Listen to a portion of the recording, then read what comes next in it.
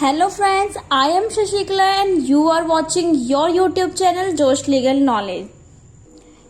आज की वीडियो में हम ये पढ़ेंगे कि एक एडवोकेट का कैसे एनरोल होता है बार काउंसिल ऑफ इंडिया में, सीनियर एडवोकेट कौन से होते हैं, कौन से ऐसे पर्सन हैं जो एडवोकेट के लिए स्टेट रोल के अंदर एंटाइटल होते हैं and more topics related to admission, enrollment and rights of advocate. So let's start.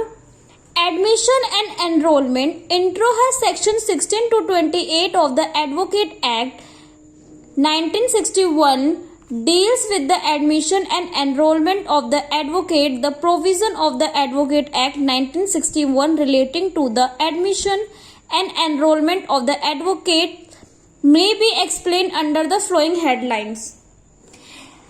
Advocate act 1961 में सेक्शन 16 से 28 तक admission and enrolment of advocates के बारे में बताता है। इसमें बहुत सारे ऐसे प्रोविजंस है जो रिलेटेड हैं एडवोकेट के एनरोलमेंट से। सो हम पढ़ते हैं लाइन वाइज। सेक्शन 16 डिफाइन करता है senior advocate and other advocates. Section 16 provide that there shall be two classes of advocates, namely senior advocate and other advocate. जो सेक्शन 16 है इसका प्रोविजंस ये बताता है कि एडवोकेट जो है उसको टू टाइप्स में या टू क्लासेस में डिवाइड किया गया है। Firstly the senior advocate and other advocate. तो सीनियर एडवोकेट कौन से होते हैं ये हम जानेंगे। सीनियर एडवोकेट ऑब्वियसली उसके एक्सपीरियंस से, उसकी एबिलिटी से या सुप्रीम कोर्ट में जो भी एनरोल होता है वो डायरेक्टली सीनियर एडवोकेट बन जाता है।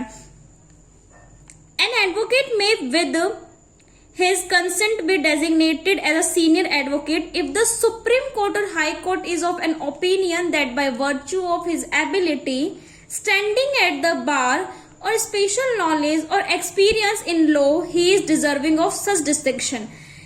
अगर high court and supreme court के ओपिनियन से ये लगता है कि किसी भी एडवोकेट के अंदर स्पेशल नॉलेज है या उसका एक्सपीरियंस इतना अच्छा है तो उसे सीनियर एडवोकेट के लिए डेजिग्नेटेड कर दिया जाता है। इसमें जरूरी नहीं है, इस सेक्शन के अंदर कोई मैंडेटरी प्रोविजन नहीं है कि उसके एज के अकॉर्डिंग उसको सीनियर एडवोकेट मान रहे, नहीं, ओनली उसके एक्सपीरियंस से, उसकी नॉलेज से, उसके एबिलिटी से, इससे। Senior advocate shall in matters of their practice be subject to such restriction as the Bar Council of India made in the interest of legal profession prescribe. Bar Council of India ने बहुत कुछ subjects या कुछ topics पे उनको restriction किया है कि वो सीनियर एडवोकेट उस मैटर में वर्क नहीं करेंगे। An advocate of Supreme Court who was the senior advocate of that court immediately before the appointment date for this purpose is deem to be a senior advocate. इसमें ये बोल रखा है supreme court में जो भी एडवोकेट अगर enrol हो जाता है उसे सीनियर एडवोकेट घोषित कर दिया जाता है। It has also been provided by that senior advocate shall not accept directly from a client any brief और instruction to appear in any court और ट्रिब्यूनल और बिफोर एनी पर्सन और अदर अथॉरिटीज इन इंडिया। इसमें ये बात बोल रखी है कि कोई भी सीनियर एडवोकेट डायरेक्टली क्लाइंट से कोई कांटेक्ट नहीं करेगा, डायरेक्टली वो। इसके अंदर और भी एक बात है, अगर मानो कि जैसे कि दो एडवोकेट है, दो सीनियर एडवोकेट है, अगर उनके बीच में कोई डिस्प्यूट होता है, मान लो कि एक जो है एक सीनियर एडवोकेट है जिसकी एज 45 और एक सीनियर एडवोकेट है जिसकी एज 40 है, तो अगर इन दोनों के बीच में कभी कभी ऐसा होता है कि कुछ प्रॉब्लम्स राइज होती है या कभी बात रखने की बात होती है कि यहाँ पर मेरे टॉपिक्स को रखना चाहिए, नहीं, तो वहां पर हमेशा जो एज मैंडेटरी किया जाएगा कि जो बड़े एज वाला सीनियर है उसकी रिस्पेक्ट की जाएगी अदर छोटे एज वाले सीनियर से। अब हम पढ़ेंगे सेक्शन 24 के अंदर person who may be admitted as advocate. मैं इसके अंदर मेन ही सेक्शंस को ले रही हूं और अगर मुझे लगता है कि जो सेक्शंस काफी इंपॉर्टेंट और एग्जाम पॉइंट ऑफ व्यू से है उसको मैं लेके कंटिन्यू करूंगी। तो section 24 of the advocate act 1961 makes provision in respect of a person who may be admitted as an advocate on state role, subsection 1 of section 24 provides that subject to the provision of the advocate and rules made thereunder, a person shall be qualified to get admitted as an advocate on a state roll if he fulfills the bar council condition, namely. इसमें ये बोल रखा है कि कोई भी एक advocate अपने आप को एडमिट करवाने के लिए स्टेट रोल में कैसे क्वालिफाई कर सकता है, या उस पर्सन में क्या क्या क्वालिफिकेशन होनी चाहिए कि वो स्टेट रोल के अंदर अपने आप को एंटाइटल या एडमिट करवा सकता है. तो इसका सेक्शन 24 ऑफ एडवोकेट एक्ट 1961 का सबसेक्शन 1 कहता है कि 3 कंडीशन 4 कंडीशंस बता रखे. फर्स्ट है he is citizen of India. Firstly India का सिटीजनशिप होना चाहिए उसके पास. He has complete the age of 21 years.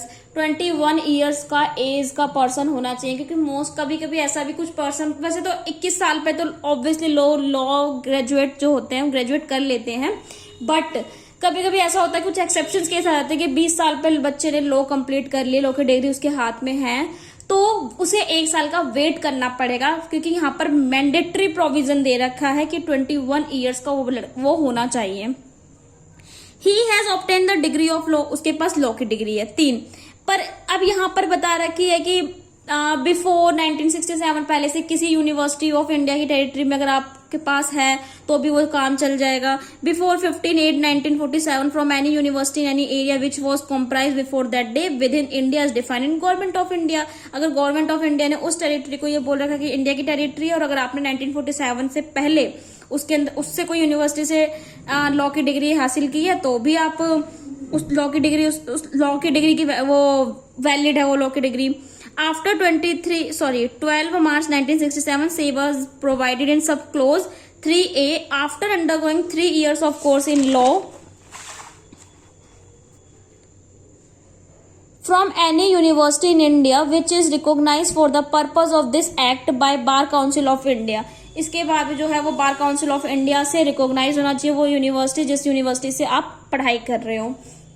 After undergoing a course of studying in law of duration which is not less than 2 academic years commencing the academic year 1967 to 68 or any earlier academic year from any university in India which is recognized for the purpose of this act by the Bar Council of India. इसमें ये बात बोल रखी है कि कोई सा भी ऐसा लॉ का डिग्री जो 2 साल से 2 academic year से कम का नहीं होना चाहिए, ऐसी यूनिवर्सिटी में आप लॉ की डिग्री ले सकते हो. In any other case from any university outside the territory of India, if the degree is recognized for the purpose of this act by the Bar Council of India. अगर आप outside of the territory of India के जाके कोई मतलब law का degree आप बाहर से ले रहे हो तो आपको बार काउंसिल ऑफ इंडिया का एग्जाम क्लियर करना पड़ेगा. उसके बाद आपकी जो डिग्री है उसको रिकॉग्नाइज की जाएगी, उसको वैलिड माना जाएगा.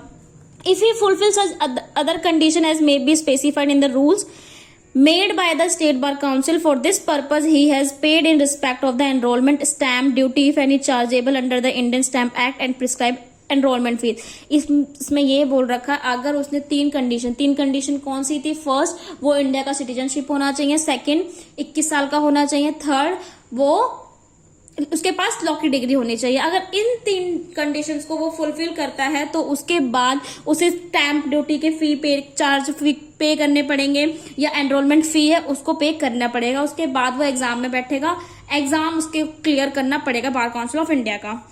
सबसेक्शन 2 सेक्शन 24 का सबसेक्शन 2 कहता है of that makes it clear that a वकील or a pleader who is a law graduate may be admitted as an advocate on state roll if he make an application for such enrollment in accordance with the provision of this act not later than 2 years from appointment day. इसमें ये बात बोल रखी है कि अगर जिस इंसान ने 2 साल का या जिस पर्सन ने 2 साल की डिग्री मतलब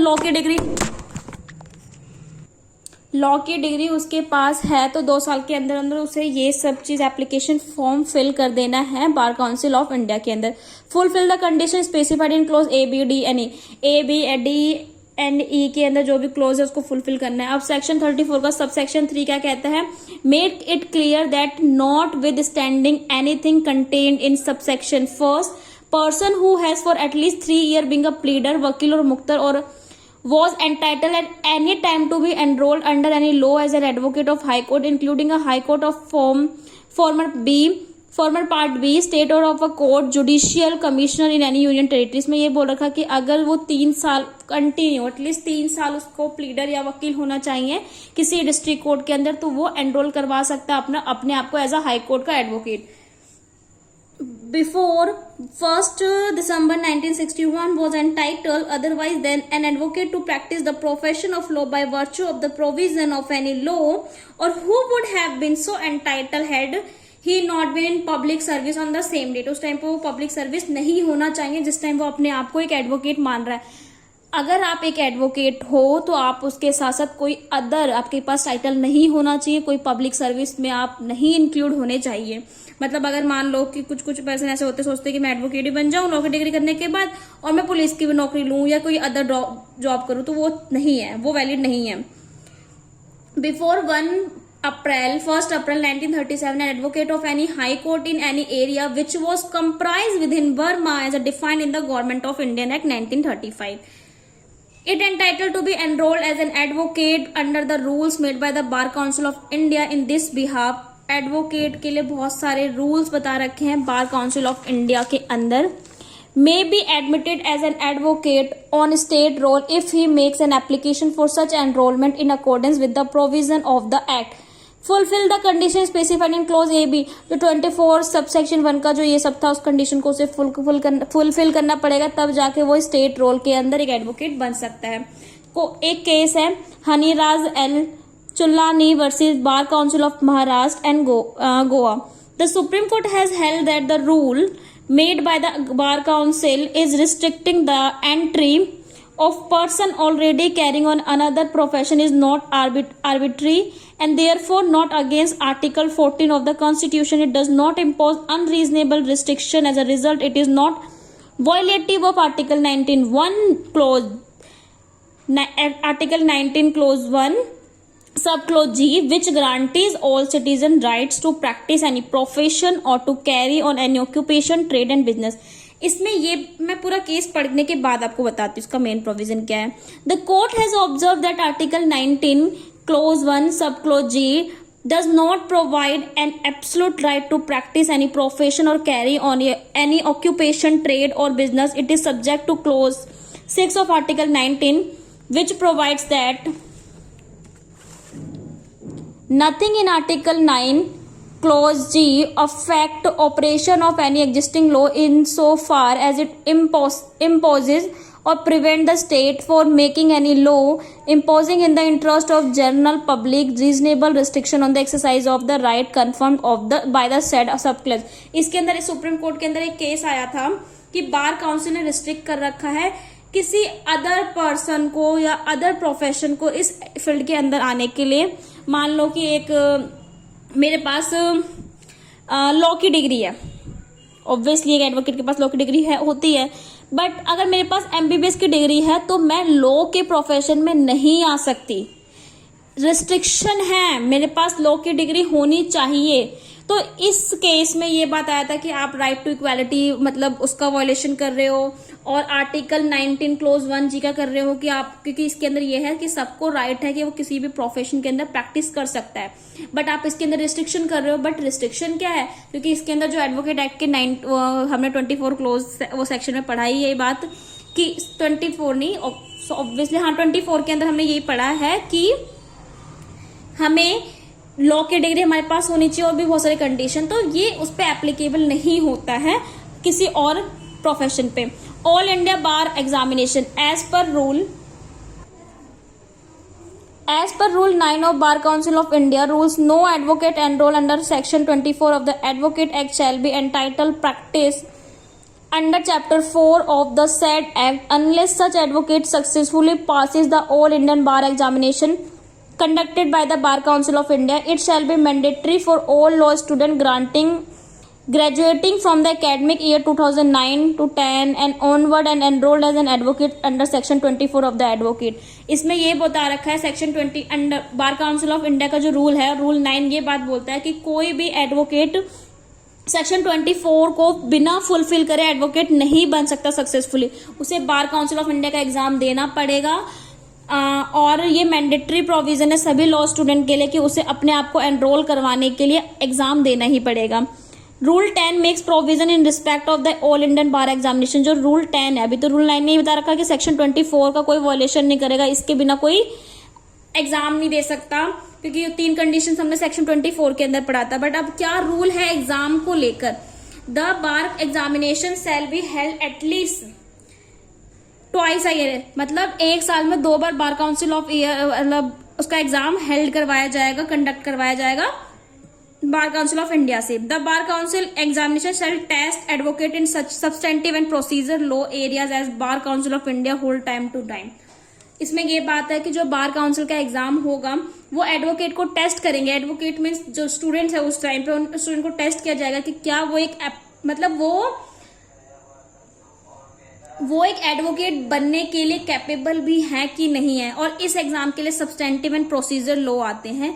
सब्सटेंटिव लॉ वो होते हैं जिसके अंदर हमारे सेक्शंस प्रोवाइड है ऑनली पनिशमेंट, जैसे कि आईपीसी हो गई। प्रोसीजर वो जिसके अंदर प्रोसीजर बता रखा है, क्रिमिनल, सीआरपीसी, सीपीसी, ये सब।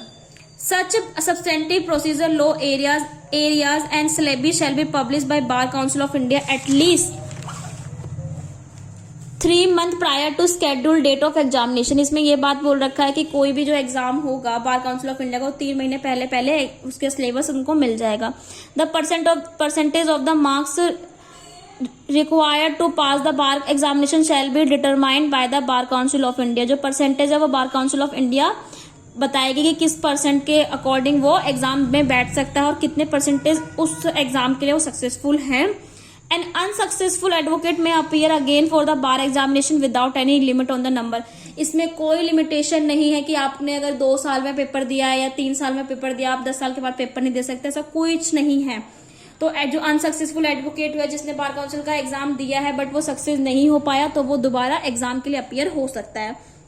The bar council of India through a committee of experts shall determine syllabus, recommended reading and appointment of paper setter, moderate evaluators, model answers, examination shall rule and other related matter। इसमें ये बता रखा है the bar council of India में जो committee होती है, वो जो एक्सपर्ट कमिटीज होती हैं, वो उसका सिलेबस या एग्जाम का पैटर्न कैसा होगा या मॉडल आंसर शीट्स कैसी होगी, वो सब डिफाइन करती है। The bar council of India shall determine the manner and format of the application for the examination. जो बार काउंसिल ऑफ इंडिया है वो बताती है एक एप्लीकेशन फॉर्म, मतलब एग्जामिनेशन के लिए एप्लीकेशन और पूरा एक फॉर्मेट निकालती है कि आपको इस थ्रू एप्लीकेशन के थ्रू आप एग्जाम में बैठ सकते हो, या क्या फॉर्मेट होगा, या आपको क्या क्या चीज उस टाइम लेकर आनी है, ये सब चीज। Upon successful passing the bar examination the advocate shall be entitled to certificate of practice. अगर सक्सेसफुल मतलब बार काउंसिल ऑफ इंडिया का एग्जाम किसी भी स्टूडेंट ने सक्सेसफुली कवर कर लिया है, क्लियर कर लिया है, तो उसे सर्टिफिकेट दिया जाएगा उस प्रैक्टिस के लिए। Disqualification for enrolment section 24A। अगर आप कभी कोर्ट भी गए होगे ना, तो आपने ये नोटिस किया होगा कि हर एक एडवोकेट के पास उसका लाइसेंस होता है, उसका एक एनरोलमेंट नंबर होता है। तो वही एनरोलमेंट जो नंबर मिलता है वो हमें बार काउंसिल ऑफ इंडिया का एग्जाम क्लियर करने के बाद मिलता है। अब डिस्क्वालिफिकेशन फॉर एनरोलमेंट मतलब सेक्शन 24A जो है उसका सब क्लोज 1 बताता है कि एनरोलमेंट के लिए डिस्क्वालिफाइड कौन से पर्सन है। makes provision in respect of disqualification for enrollment as an advocate. It provides that no person shall be admitted as an advocate on state roll। ऐसा कोई सा भी पर्सन वो स्टेट रोल के अंदर एडमिट नहीं किया जाएगा। जो नहीं किया जाएगा, कौन कौन से नहीं किए जाएंगे? If he is convicted of an offence, if he is convicted of an offence involving moral turpitude. अगर किसी ने मॉरल टर्पिट्यूड का उल्लंघन किया है तो वो नहीं हो सकता बार काउंसिल ऑफ इंडिया के अंदर। If he is convicted of an offence of Untouchability Act 1955 provided that the disqualification for enrollment as aforesaid shall cease to have effect after 2 years has elapsed since his release or dismiss as the case may be। इसके अंदर ये बता रखा है कि कोई भी मतलब कोई भी अनटचेबिलिटी का एक्ट उसके मतलब वो कन्विक्टेड है पर्सन, अनटचेबिलिटी का एक्ट उस पर लगा है या कुछ और केसेस भी लगे हैं तो वो भी डिस्क्वालीफाइड किया जाएगा। एक केस आया था Ahmad versus university of Delhi, जिसमें बता रखा था Delhi high court has held that no full time law teacher drawing regular salaries can enrol himself as an advocate. अगर कोई teacher full time law teacher है और उन्हें रेगुलर सैलरीज मिल भी रही है तो वो अपने आप को एडवोकेट के लिए एनरोल नहीं करवाएंगी। Disposal of application for admission as an advocate, section 26 बताता है कि कैसे उस एप्लीकेशन को आप डिस्पोजल कर सकते हो। Section 26 of the Advocate Act provide that State Bar Council shall refer every application for admission as an advocate to its enrollment committee and subject to any direction that may be given in writing by the State Bar Council in this behalf, such committee shall dispose of the application in prescribed manner। अगर कोई application dispose करना है, खत्म करना है, तो आप committee को सही से एक एप्लीकेशन लिखोगे स्टेट बार काउंसिल को। However, the Bar Council of India may, if satisfy, either on reference made to it in this behalf or otherwise that any other person has got his name entered on the state roll of advocate by misrepresentation as to an essential fact or by fraud or by undue influence, remove the name of such person from the roll of advocate। इसमें ये बता रखा है कि अगर आपने कोई भी एप्लीकेशन सही से नहीं दिया है तो कमिटी के पास या बार काउंसिल ऑफ इंडिया के पास पूरा राइट होता है कि वो उसको डिस्पोज करे, खत्म करे। अगर किसी पर्सन ने अपने नाम की जगह किसी और का नाम लिखवाया मिस रिप्रेजेंटेशन को शो करने के लिए या अंडू इन्फ्लुएंस या फ्रॉडली, तो भी बार काउंसिल ऑफ इंडिया के पास राइट होता है कि वो उसको डिस्पोज कर देगी या उसको रिमूव कर देगी। Advocate after giving him an opportunity of being heard। Removal of name from the roll, section 26A बताता है कि कैसे हम रिमूव किया जा सकता है। The state bar council may remove the name from the state roll the name of any advocate who is dead from whom a request has been received to the effect। अगर कोई भी advocate अगर अपने आप को role करवाता है but उसके बाद उसकी डेथ हो जाती है तो स्टेट जो रोल है या स्टेट बार काउंसिल है वो उसको रिमूव कर सकती है। डिस्प्यूट रिगार्डिंग सीनियरिटी, ये मैंने आपको बता दिया था सेक्शन 21 कि अगर किसी भी दो एडवोकेट सीनियर एडवोकेट के बीच में डिस्प्यूट होता है तो जो जिसकी एज ज्यादा है उस सीनियर एडवोकेट को माना जाएगा। Where the date of the seniority of 2 or more person is the same, the one senior is in age shall be reckoned as a senior to the other subject as aforesaid। If any dispute arise with respect to the seniority of any person, it shall be referred to the State Bar Council conferred for the decision। अगर किसी senior advocate की respect अगर disrespect किया है उसे दूसरे senior advocate ने, तो जो जिसकी एज ज्यादा है वो जिसकी एज ज्यादा है उसकी रिस्पेक्ट होनी चाहिए, और जिसने उसको रिस्पेक्ट नहीं करी है चाहे वो एक सीनियर एडवोकेट है बट उसकी अगर एज कम है तो उसे पनिशमेंट मिलेगी या उसे कुछ और भी कमेटी दे सकती है पनिशमेंट के तौर पे। सेक्शन 22 कहता है सर्टिफिकेट फॉर एनरोलमेंट। ऑब्वियसली अगर आपने बार काउंसिल ऑफ इंडिया का एग्जाम क्लियर कर दिया तो आपको एज अ एडवोकेट का सर्टिफिकेट मिल जाएगा जो सेक्शन 22 ऑफ एडवोकेट एक्ट 1961 में डिफाइन है। Advocate Act provide that there shall be issued a certificate for enrollment in the prescribed form by the State Bar Council to every person whose name is entered in the roll of advocate maintained by it under the Act। इसमें ये बता रखा है कि कोई भी अगर बार council of India का एग्जाम क्लियर कर लेता है और उसका जिसका नाम उस मतलब उस एप्लीकेशन पे है तो उसको सर्टिफिकेट उस नाम पर दिया जाएगा। Every person whose name is so entered in the state roll shall notify any change in the place, office, permanent residence to the state bar council concerned within 90 days। अगर उसने एप्लीकेशन डाल रखा है तो 19 डेज का time period होता है जिसमें वो चेंज करवा सकती है अपने नाम को या कुछ भी, उसे प्लेस करवाना चेंज या फोन नंबर चेंज करवाना कुछ भी। सेक्शन 23 बताता है right to pre audience. Pre audience का मतलब होता है किसी को जज करना। Section 23 of the Advocate makes provision in the respect of pre-audience। The Attorney General of India shall have pre-audience over all other advocate। सभी एडवोकेट के लिए प्री ऑडियंस कौन है? अटॉर्नी जनरल ऑफ इंडिया है। Subject to the provision of the subsection 1 stated that the Solicitor General of India shall have pre-audience over all the advocate। जो Solicitor है general of India की वो pre audience होगी सभी advocate की। Subject as aforesaid senior advocate shall have pre audience over all other advocate. और अगर सभी एडवोकेट के पास अगर मतलब सीनियर जो एडवोकेट है वो प्री ऑडियंस होंगे।